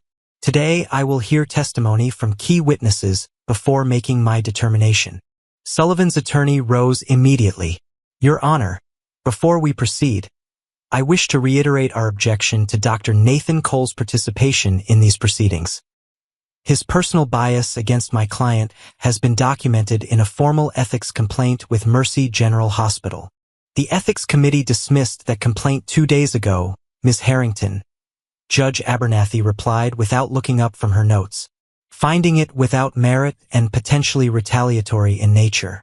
Dr. Cole remains Emma Sullivan's attending physician and a material witness in this case." Nathan kept his expression neutral despite the small victory. The ethics hearing had been grueling, with Sullivan's attorneys presenting carefully edited documentation that painted Nathan's involvement with Emma as unprofessional and excessive. Only the meticulous records he'd maintained, supported by Dr. Okafor's testimony, had vindicated him completely. "We'll begin with testimony from Ms. Reynolds regarding the DCF investigation," Judge Abernathy continued, "followed by Dr. Cole, Ms. Carson, and Emma's guardian ad litem. Mr. Sullivan will have the opportunity to testify last before I hear closing statements." For the next hour, Ms. Reynolds detailed the findings of her investigation. Emma's documented pattern of hunger, isolation, and physical discipline, supported by testimony from her teachers who had noticed concerning signs, but whose reports had been repeatedly dismissed after conversations with Sullivan.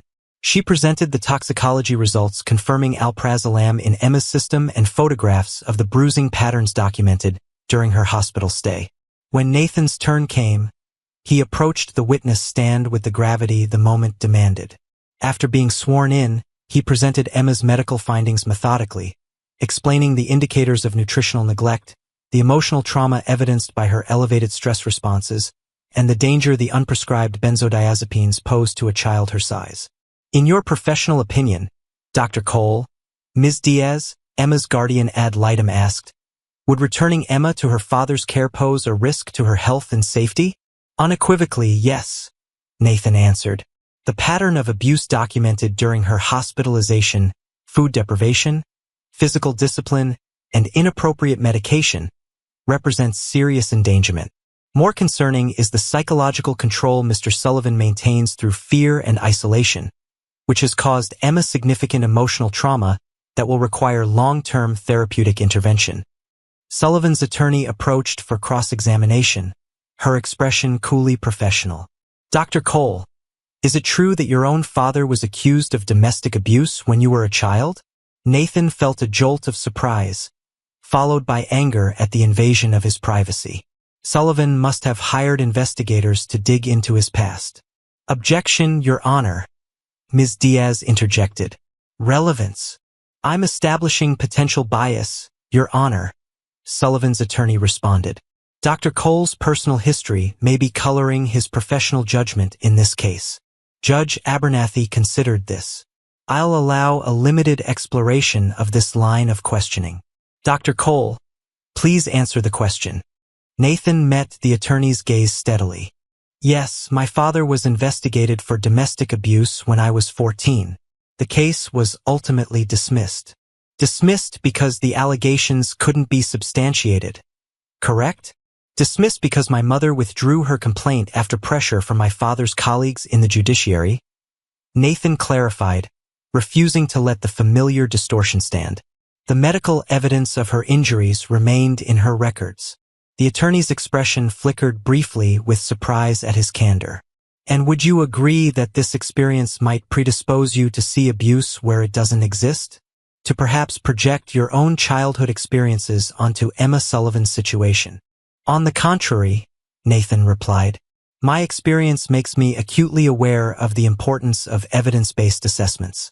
Every finding I've documented in Emma's case is based on objective medical evidence and direct disclosures from the patient, corroborated by additional witnesses including Dr. Winters and nursing staff.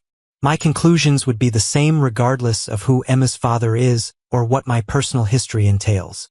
The questioning continued, with Sullivan's attorney attempting to suggest alternative explanations for Emma's injuries and behavior. A childhood eating disorder, attention-seeking behavior following her mother's death, normal childhood accidents misinterpreted by an overzealous physician. Nathan countered each theory with medical evidence and professional certainty, never allowing his frustration to color his responses.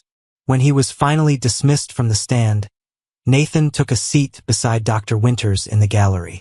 Jenny Carson's testimony followed, emotional but composed as she described reconnecting with her niece, the behavioral issues she'd observed, and her commitment to providing Emma a stable, nurturing home while supporting whatever relationship with her father the court deemed appropriate and safe.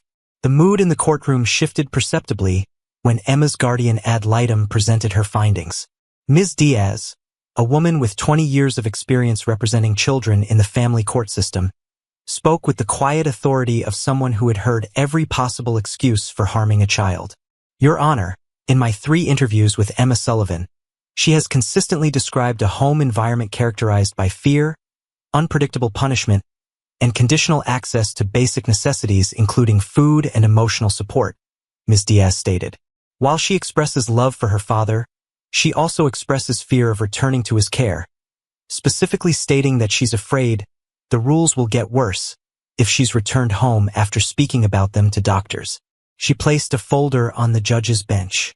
These are drawings Emma created during our sessions, depicting her home life before and after her mother's death. The psychological assessment included notes significant changes in her representation of herself and her father following her mother's absence. Most notably, the diminishing size of her self-representation and the increasingly dominant, sometimes frightening depiction of her father. Sullivan shifted in his seat, his attorney placing a restraining hand on his arm as Ms. Diaz continued. Most compelling is Emma's consistent articulation of her father's home rules regarding food, behavior, and punishment. These rules, as described, constitute emotional and physical abuse by any reasonable standard. It is my strong recommendation that Emma remain in her aunt's custody while Mr. Sullivan undergoes mandatory parenting evaluation and therapeutic intervention before any consideration of reunification. Judge Abernathy nodded. Thank you, Ms. Diaz. Mr. Sullivan, you may now take the stand. Robert Sullivan approached the witness stand with the confident stride that had carried him through boardrooms and charity galas, though Nathan noted the slight tremor in his hand as he placed it on the Bible to be sworn in. His testimony began with a carefully constructed narrative of grief and struggle, a widower overwhelmed by single parenthood, maintaining his demanding career while trying to provide stability for his traumatized daughter. Emma has always been a sensitive child, Your Honor, Sullivan explained, his voice modulated to convey paternal concern. After Catherine's death, she became increasingly anxious and developed eating issues that concerned me deeply. I've sought help from multiple physicians, including our family doctor, but her behaviors have been challenging to address. And the bruising documented during her recent hospitalization? Judge Abernathy asked directly. Emma is active and accident-prone, despite her size. She also bruises easily, a trait she inherited from her mother. Sullivan's expression conveyed appropriate regret. I've never disciplined her physically. The very suggestion is abhorrent to me. And the benzodiazepine found in her system? For the first time, Sullivan's composure wavered slightly. I have alprazolam prescribed for occasional anxiety. I keep it secured, but Emma may have accessed it out of curiosity. Children her age don't understand the dangers of medication.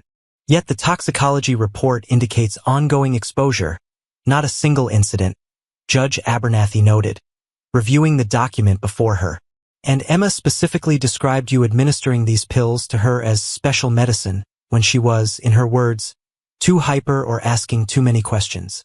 Sullivan's jaw tightened momentarily before he regained control. Emma has an active imagination, Your Honor. She may have confused my encouraging her to take her prescribed vitamins with something more sinister, especially after extensive questioning by hospital staff. The questioning continued for nearly an hour, Sullivan maintaining his narrative of misunderstanding and exaggeration, casting himself as the victim of overzealous medical professionals and a system too quick to believe a confused child's statements. Only in moments of direct confrontation with the evidence did his facade crack slightly. A flash of anger quickly suppressed, a deflection that didn't quite answer the question posed. When both sides presented their closing arguments, the fundamental question before the court became clear. Whose truth would be believed? A respected businessman's careful explanations, or a frightened child's whispered confessions? Judge Abernathy's expression revealed nothing as she reviewed her notes one final time before addressing the courtroom. This court's paramount concern is the safety and well-being of Emma Sullivan. The evidence presented today presents compelling reason for caution regarding her immediate return to her father's care. Sullivan leaned forward, his knuckles whitening as he gripped the table before him. Therefore, I am ordering that temporary custody remain with Jennifer Carson while Robert Sullivan undergoes a comprehensive psychological evaluation and completes a court-approved parenting program. Supervised visitation may continue once weekly, with a court-appointed supervisor present at all times. Relief washed over Nathan, though he maintained his professional composure. It wasn't a final victory, but it was a critical first step in protecting Emma while the full case proceeded through the system. Additionally, Judge Abernathy continued, I am issuing a referral to the District Attorney's Office regarding the potential criminal charges related to the administration of unprescribed controlled substances to a minor. Mr. Sullivan, this court takes very seriously the physical evidence supporting these allegations, regardless of the explanations offered. Sullivan's carefully maintained facade finally crumbled, his face flushing with undisguised rage. This is absurd, he hissed to his attorney, loudly enough to be heard by those nearby. She's my daughter. They can't just— Mr. Sullivan, Judge Abernathy interrupted sharply. I advise you to control yourself in my courtroom. This ruling is not open for debate. A full hearing will be scheduled in 60 days to reassess custody arrangements based on your compliance with the court's requirements and Emma's ongoing therapeutic progress. With a decisive tap of her gavel, she concluded the hearing, rising to leave the bench as the courtroom erupted in movement and subdued conversation. Nathan watched as Sullivan conferred intensely with his legal team, his gestures becoming increasingly agitated until his attorney placed a warning hand on his arm, nodding toward the court reporter who continued to document the proceedings. Jenny Carson approached Nathan, tears of relief shining in her eyes.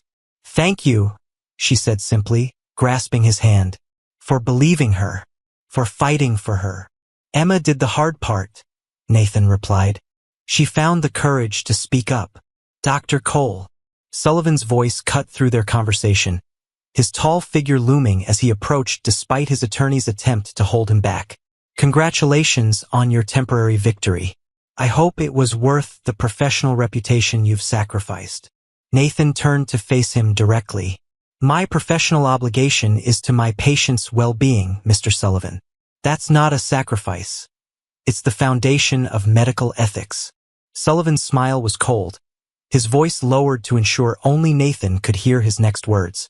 This isn't over. When Emma comes home, and she will come home, we'll make sure she understands the consequences of spinning tales to doctors who are all too eager to believe them. The naked threat sent ice through Nathan's veins, confirming every suspicion he'd harbored about the man before him.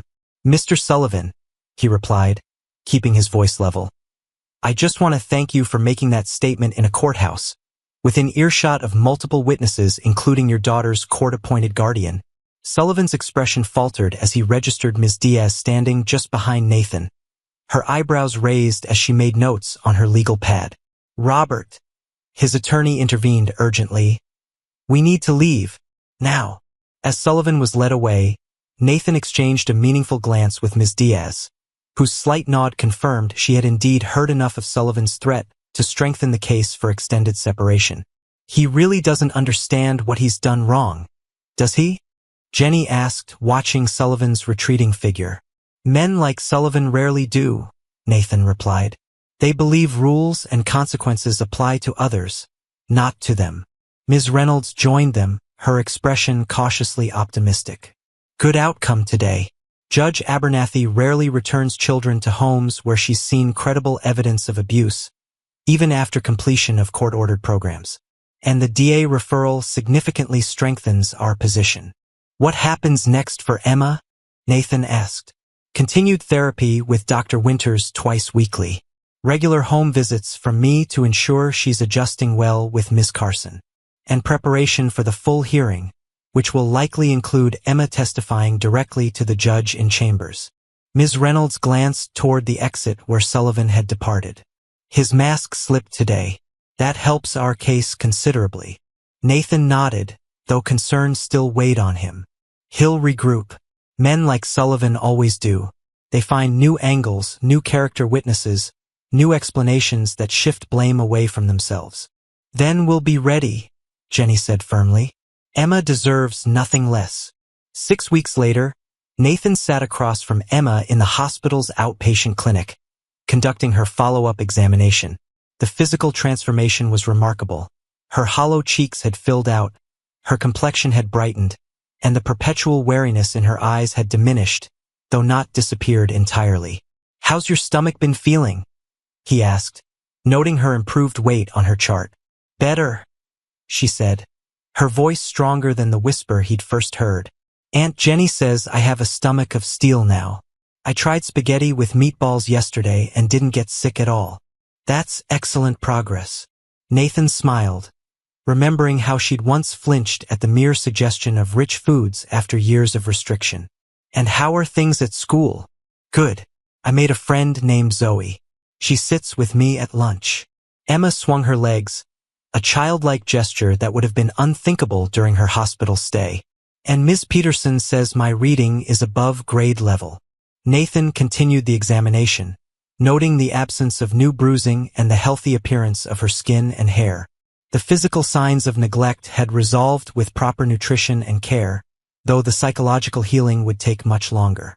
"I saw my dad yesterday," Emma said suddenly, her legs stilling. "At the visitation place." Nathan kept his expression neutral, though he felt a flicker of concern. Sullivan had completed the court-mandated parenting classes with remarkable speed, likely rushing through the motions to strengthen his case for the upcoming hearing. "How was that?" Emma shrugged, a gesture that still carried the weight of adult considerations beyond her years. "Different. There was a lady sitting with us the whole time, and Daddy was careful." The choice of words, the same she'd used in the courtroom, sent a chill through Nathan. "Careful how?" "He didn't get mad, even when I spilled my juice.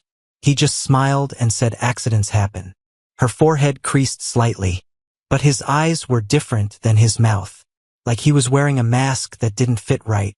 Nathan nodded, impressed and somewhat saddened by her perceptiveness. Children from abusive homes often developed heightened sensitivity to adult emotional cues as a survival mechanism. "It's okay to notice things like that, Emma. Your feelings and observations are important.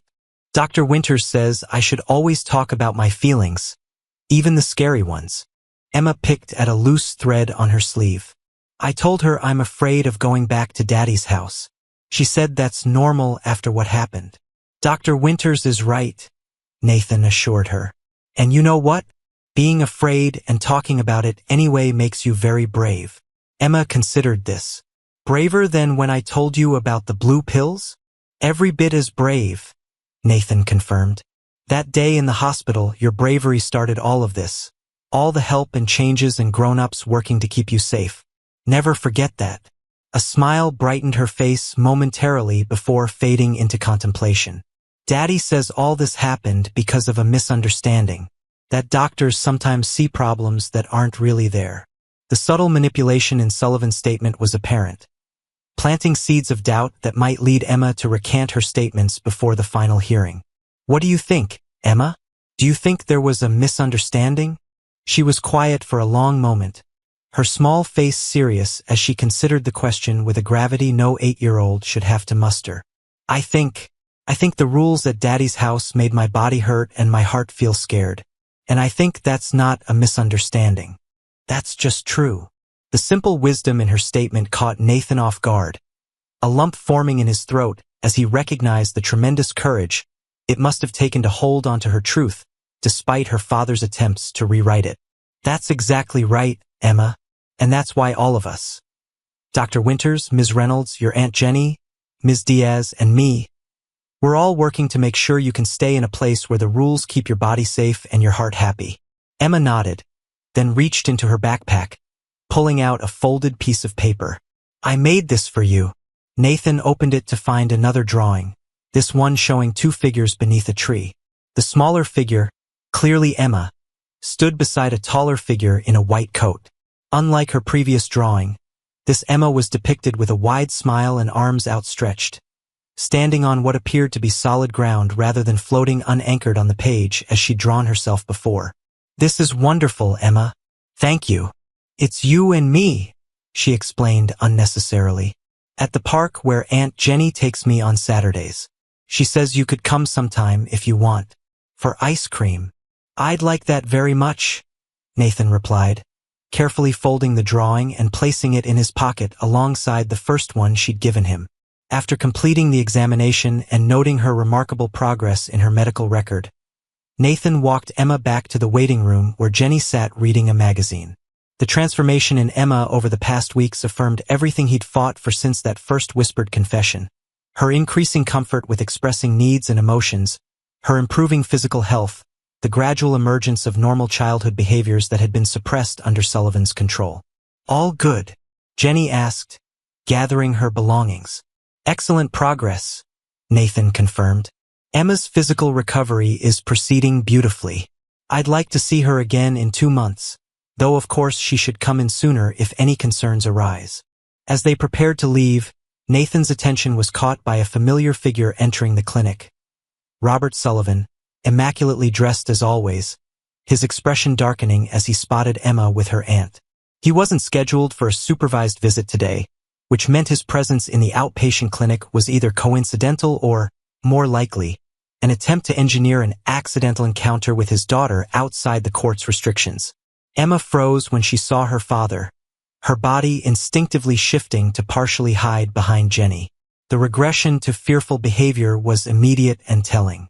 Jenny, Sullivan greeted his sister-in-law with cold civility before his gaze moved to Emma. Princess, what a nice surprise. Before Jenny could respond, Nathan stepped forward, purposefully placing himself between Sullivan and Emma. Mr. Sullivan, this is an unexpected visit. I don't believe you have an appointment scheduled today. Sullivan's smile didn't reach his eyes. Annual physical, Dr. Cole. Surely you don't object to my receiving medical care at a hospital where I serve on the board.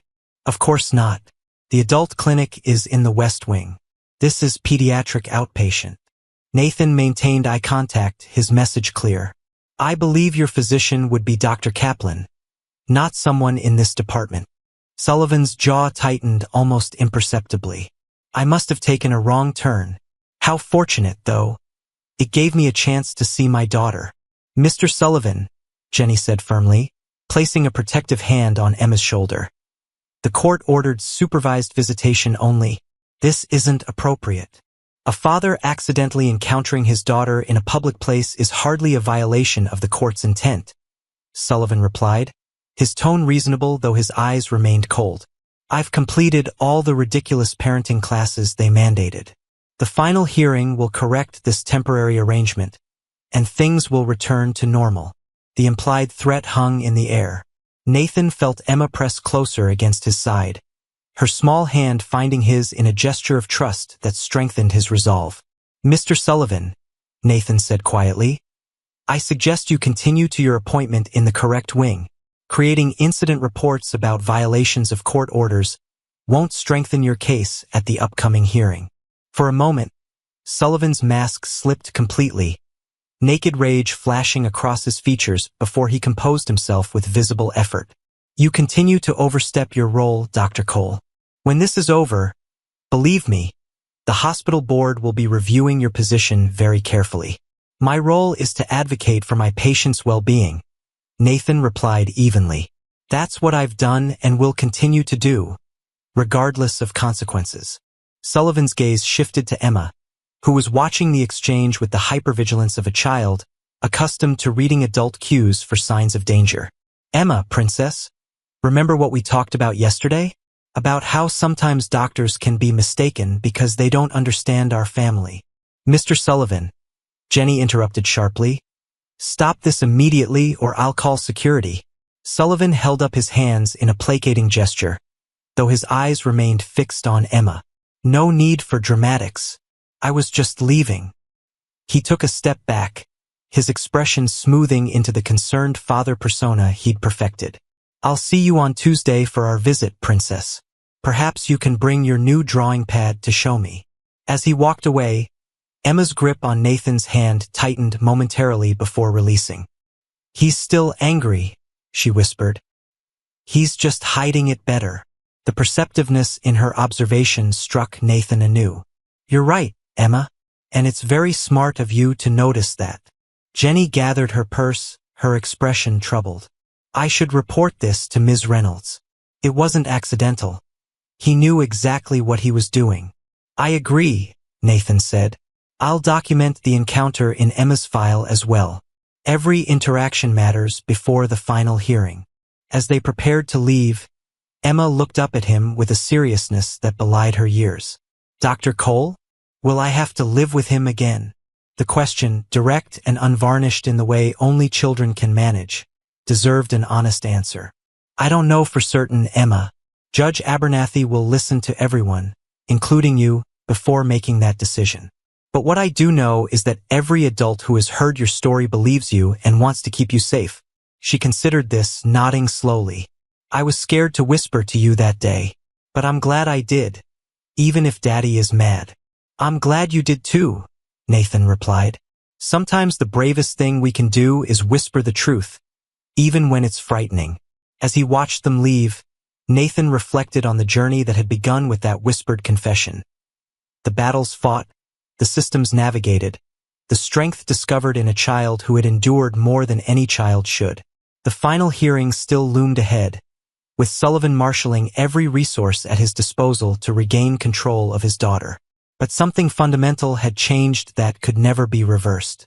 Emma had found her voice, however quiet it might be. She had spoken her truth and been believed. Whatever the legal outcome, that victory would remain. A whisper that had shattered the silence of abuse and set in motion the possibility of healing. All rise. The Honorable Maria Abernathy presiding. 2 months later, Nathan stood as the judge entered the courtroom for the final custody hearing. The gallery behind him was more crowded than for the preliminary hearing. Representatives from the hospital, Emma's teachers, Dr. Winters, and a row of Sullivan's colleagues and supporters. The intervening weeks had brought new developments that strengthened Emma's case.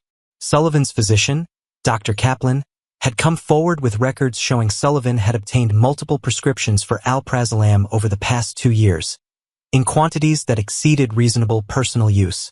More damning, Emma's former babysitter had provided a sworn statement describing Sullivan's controlling behavior and Emma's visible fear of her father, particularly after her mother's death.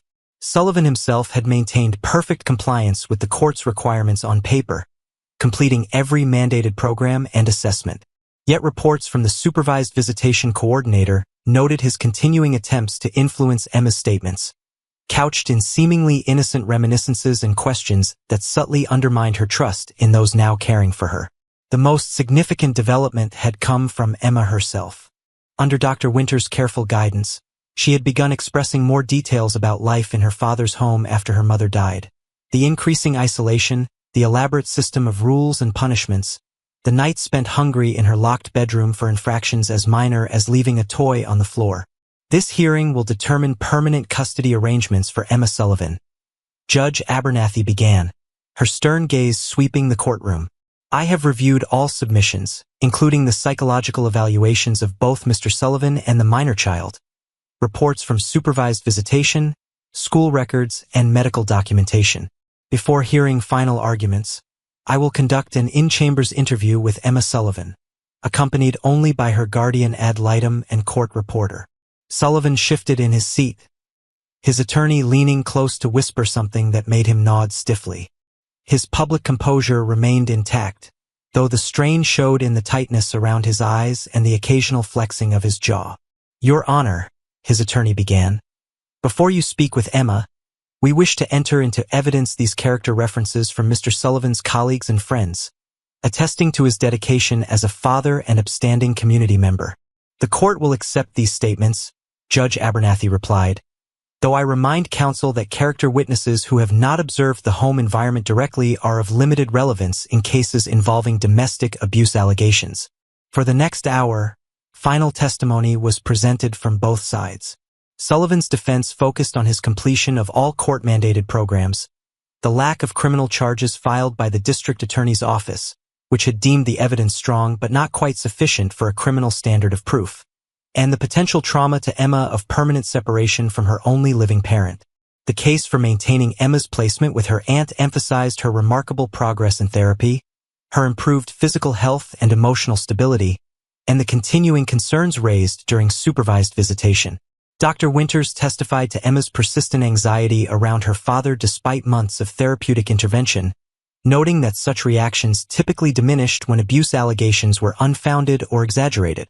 When Nathan took the stand for his final testimony, he focused on the medical evidence that could not be explained away by Sullivan's various theories. Emma's physical recovery under her aunt's care has been remarkable, demonstrating that her previous conditions were environmental rather than inherent. The pattern of food restriction, coupled with the administration of unprescribed sedatives, created serious health risks that would likely resume if she were returned to the same environment.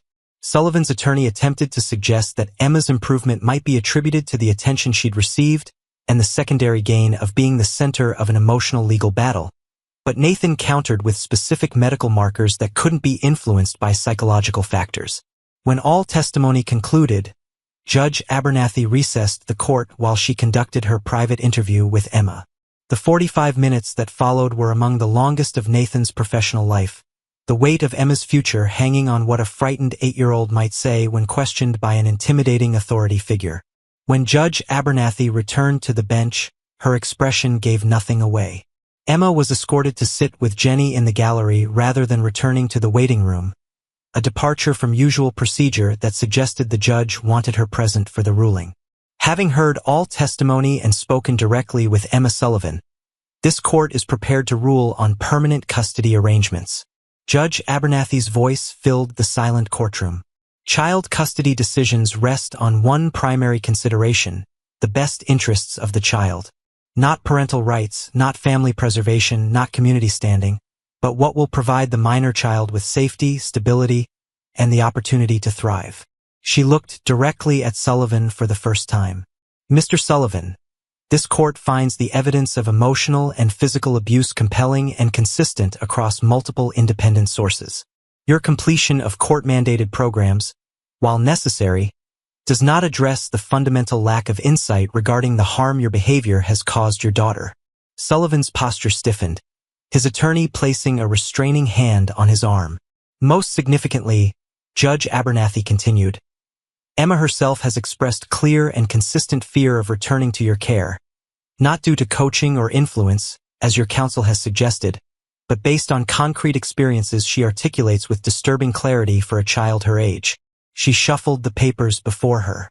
Therefore, This court grants permanent physical and legal custody of Emma Sullivan to Jennifer Carson, with Mr. Sullivan to have supervised visitation twice monthly, contingent upon his continued participation in therapeutic intervention and demonstrated behavioral change. A murmur swept the courtroom. Sullivan's face drained of color, his mask of composed concern crumbling into naked disbelief and rage. "This is outrageous," he hissed to his attorney, loud enough to be heard by those nearby. "She's my daughter. They can't just—" Additionally, Judge Abernathy continued, her voice rising slightly over the murmurs, "Mr. Sullivan will continue to provide financial support at the previously established level and will comply with all therapeutic recommendations made by Emma's treatment team before any modification to this arrangement will be considered. The court recognizes the potential value of the father-daughter relationship, but that potential can only be realized in a context of safety and trust, neither of which has been established at this time." Sullivan rose abruptly, his attorney frantically trying to pull him back to his seat. "This is a travesty," he declared, his carefully cultivated public persona finally shattering completely. "You have no right to take my daughter based on the fantasies of a confused child and the vendetta of an overzealous doctor." "Mr. Sullivan," Judge Abernathy warned, "control yourself or I will hold you in contempt." "I've built this community," Sullivan continued, ignoring her warning, his face flushed with rage. "I've donated millions to this city's institutions, including the hospital that's now betraying me. Do you know who I am?" "Robert Sullivan," the judge replied evenly. "Currently you are a man demonstrating precisely the lack of control and self-awareness that concerns this court regarding your ability to parent a vulnerable child." She turned to the bailiff. "Please escort Mr. Sullivan from my courtroom." As the bailiff approached, Sullivan finally allowed his attorney to pull him back into his seat, though his expression remained thunderous. Nathan watched the display with a mixture of professional detachment and personal vindication. Sullivan's mask had finally fallen away completely, revealing the volatile man that Emma had always known existed beneath the polished exterior. "This ruling is effective immediately," Judge Abernathy concluded. "Court is adjourned." The sharp crack of the gavel echoed through the courtroom as people began to rise, a buzz of conversation filling the air. Nathan turned to see Emma sitting beside Jenny, her small face solemn but no longer carrying the perpetual tension he'd observed during her hospital stay. When their eyes met, she offered a tentative smile that transformed her entire countenance. Dr. Winters approached them, her professional composure softened by evident relief. Emma did beautifully in chambers, clear, consistent, and remarkably composed for a child her age. Judge Abernathy was impressed. "She's a remarkable kid," Nathan agreed, watching as Jenny wrapped a protective arm around Emma's shoulders, whispering something that made the child nod. "Dr. Cole." He turned to find Ms. Diaz, Emma's guardian ad litem, extending her hand. "Excellent work throughout this case. Your initial intervention and consistent advocacy made all the difference." "Emma made the difference," Nathan corrected gently. "She found the courage to speak up. With someone who was willing to listen," Ms. Diaz replied. "That's rarer than it should be." Sullivan and his legal team were gathering their materials, the attorney speaking intently to her client, who seemed barely to be listening. His gaze was fixed on Emma with an intensity that made Nathan instinctively move to block his line of sight. Noticing the movement, Sullivan's eyes shifted to Nathan, a cold smile twisting his features. "Congratulations, Dr. Cole," he said, his voice carrying just far enough to reach them. "I hope you're prepared to live with the consequences of interfering with my family." Before Nathan could respond, Jenny stepped forward, Emma's hand firmly in hers. "Mr. Sullivan," she said, her voice steady, "the only family being interfered with was Emma's right to safety and proper care. That ends today." She turned to Emma. "Let's go home, sweetheart." As they moved toward the exit, Sullivan made a sudden movement as if to follow, only to be restrained by his attorney and the watchful presence of the court bailiff. Nathan and Dr. Winters fell into step behind Emma and her aunt, creating a protective buffer until they reached the courthouse steps. Outside, the spring sunshine offered a fitting metaphor for the new beginning Emma had been granted. As they prepared to part ways, Jenny and Emma to their waiting car, Nathan and Dr. Winters back to the hospital. Emma suddenly broke away from her aunt and ran back to Nathan. "Dr. Cole," she said, looking up at him with clear eyes that no longer carried the haunted wariness he'd first encountered. "Thank you for believing me that day, when I whispered." Nathan knelt to her level, honoring the moment's importance. "Thank you for being brave enough to whisper, Emma. That's where all of this began, with your courage." She considered this, then nodded with the serious thoughtfulness that seemed both beyond her years and perfectly, heartbreakingly appropriate for a child who had been forced to grow up too quickly. "Sometimes the quiet things are the most important ones to say," she observed. "That's very true," Nathan agreed, struck by the wisdom in her statement. "And very wise of you to understand." Emma glanced back at her aunt, then lowered her voice confidentially. "We're still having ice cream in the park on Saturday. Aunt Jenny says you can come if you're not too busy with other kids who need help." "I'd like that very much," Nathan replied, his professional boundaries softly yielding to the human connection that had formed through their shared journey. With a final smile, Emma rejoined her aunt, taking Jenny's hand as they walked to the car that would take them home.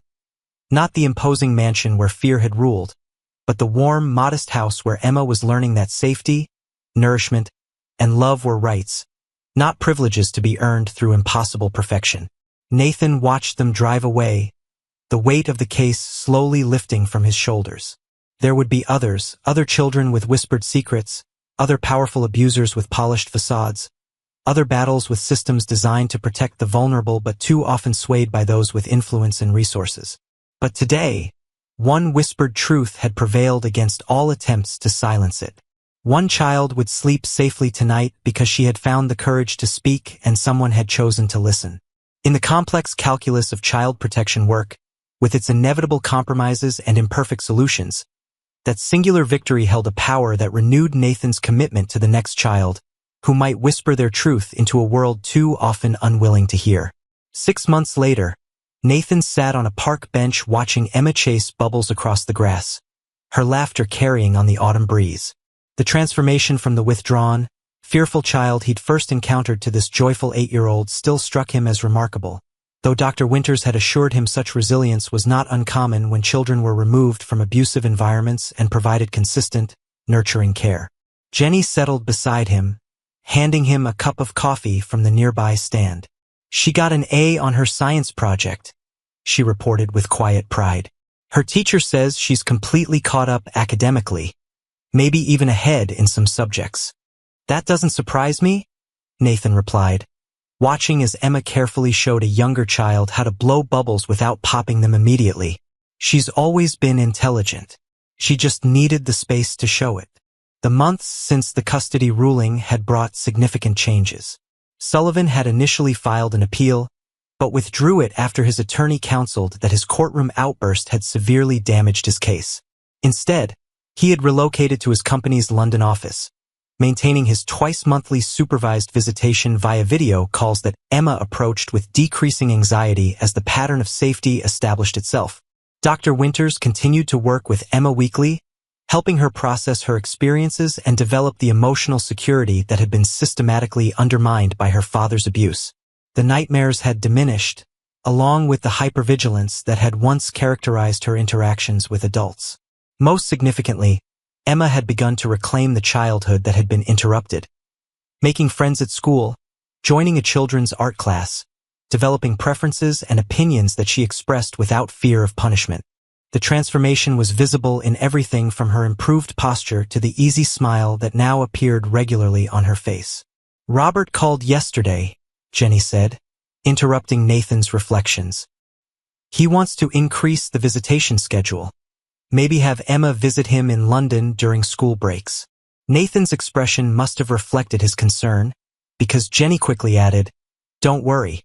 I told him we'd follow Dr. Winters' recommendations exactly. No deviations without her approval, and certainly no overseas visits until Emma indicates she feels completely comfortable with him." "How does Emma feel about the calls?" Jenny considered this. "Better, I think. He's on his best behavior, has been since the ruling. No more subtle manipulations or attempts to undermine her trust in us." whether that's genuine change or just adaptation to his new reality. She shrugged. Time will tell. And how are you holding up? Nathan asked. The custody case had thrust Jenny into an unexpected parental role after years of teaching other people's children. It's an adjustment, she admitted, but a good one. Catherine would be proud of her daughter's resilience. I just wish. Her voice trailed off, the unspoken regret for her sister's situation hanging between them. You're making a tremendous difference in Emma's life, Nathan assured her. The progress she's made in these months speaks volumes about the environment you've created for her. Jenny smiled, watching as Emma abandoned the bubbles to climb the nearby playground structure, exhibiting the casual confidence of a child who felt secure in her surroundings. We're still taking it day by day. Some mornings are harder than others. She still checks if the kitchen is locked sometimes, still hoards snacks in her room occasionally. Dr. Winters says those behaviors might linger for years. They might, Nathan agreed. Trauma leaves traces, but they'll fade as she builds new experiences to counterbalance the old ones. Their conversation paused as Emma ran over, slightly breathless with exertion and happiness. Did you see how high I climbed? She asked, her eyes bright with the simple pleasure of physical accomplishment. I did, Nathan confirmed. Very impressive. Aunt Jenny says we can get ice cream before we go home, Emma continued, her words tumbling out with childlike enthusiasm. They have the kind with cookie dough that you liked last time. That sounds perfect, Nathan agreed, rising from the bench. As they walked toward the ice cream stand, Emma spontaneously slipped her hand into his, a gesture of trust that still moved him each time it happened. In the months since the court ruling, he had gradually transitioned from being her physician to something less defined but no less important.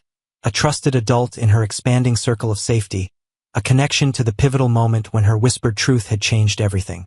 Professional boundaries existed for good reasons, but sometimes cases transcended conventional limitations. Dr. Okafor had acknowledged as much when approving his continued, if more limited, involvement in Emma's life. Some physician-patient relationships evolve into something different but equally valuable, she had observed, particularly in cases where that relationship was instrumental in significant life changes. Emma tugged at his hand, pointing toward a dog playing fetch nearby. Can we watch for a minute? I've been asking Aunt Jenny if we could get a dog. She says maybe for my birthday. A dog is a big responsibility, Nathan replied, following her lead toward the grassy area where the golden retriever was enthusiastically returning a ball to its owner. I know, Emma said solemnly, but I think I'd be good at taking care of someone else for a change. The simple statement, offered without self-pity or drama, encapsulated the journey she had traveled, from a child forced to navigate an adult's unpredictable moods and arbitrary rules to one contemplating the positive responsibility of caring for another living being. Later, as they sat with ice cream cones at a picnic table, Emma suddenly asked, Do you remember that day in the hospital? When I told you about the blue pills? Nathan nodded, surprised by her mention of it. Emma rarely referred directly to the experiences that had led to her removal from her father's care, though Dr. Winters assured him she discussed them appropriately in therapy. I was so scared, she continued, her expression thoughtful rather than distressed. I thought maybe you wouldn't believe me. Daddy always said doctors were busy and important and didn't have time for silly stories. But you told me anyway, Nathan observed. That was incredibly brave. Emma considered this, licking a drip of ice cream from her cone. I didn't feel brave. I felt like I might throw up. She glanced up at him. But you listened like what I said mattered. Like I mattered. You do matter, Emma. Very much. She nodded, apparently satisfied with this confirmation. Dr. Winters says sometimes we have to be scared and brave at the same time. That they're not opposites. Dr. Winters is very wise, Nathan agreed, impressed again by Emma's capacity for integrating complex emotional concepts. She says I should be proud of myself for speaking up, even when I was afraid. Emma's expression turned serious. Do you think other kids like me, with scary secrets? Do you think they find someone to tell?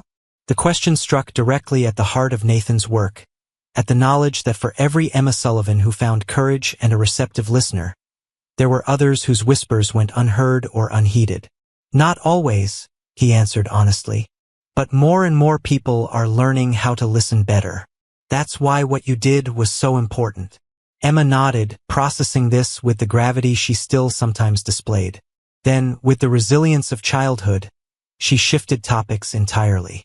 Can we feed the ducks before we leave? I saved some of my cone for them. As they moved toward the pond, Emma skipping ahead with her saved bread, Nathan reflected on the journey that had begun with a whispered confession and led to this ordinary autumn day filled with bubbles and ice cream and the simple joy of a child secure in her world. The systems meant to protect children like Emma remained imperfect, the battle against powerful abusers ongoing. But today, watching Emma crouch by the water's edge, giggling as ducks approached for her offerings, the victory felt complete and unqualified. A child was safe, healing, reclaiming her childhood one ordinary pleasure at a time. It had started with a whisper, a fragile thread of truth offered in a moment of desperate courage. That whisper had been heard, believed, defended against all attempts to silence it. And now it had transformed into something else entirely. The bright, uninhibited laughter of a child who no longer needed to whisper her needs, her feelings, her very existence into a world that had finally chosen to listen.